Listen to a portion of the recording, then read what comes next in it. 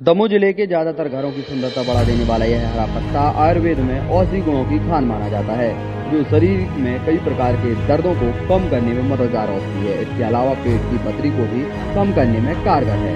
आयुर्वेद के अनुसार पतरचट्टा में तमाम तरह के औषधीय गुण पाए जाते हैं। इसका प्रयोग कई तरह की बीमारियों की दवा बनाने में किया जाता है।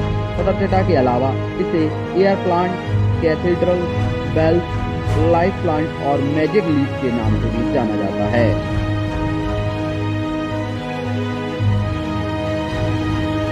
पतरचट्टा है जो मूत्रवाह स्रोतस जो रोग होते हैं तो उसमें अनेक इसका उपयोग किया जाता है। पतरचट्टा का यूटीआई इन्फेक्शन यानी कि जो इन्फेक्शन होता है मूत्र नलियों में होना, जलन होना या किडनी में इन्फेक्शन होना, उसमें अपन अनेक इसका उपयोग करते हैं।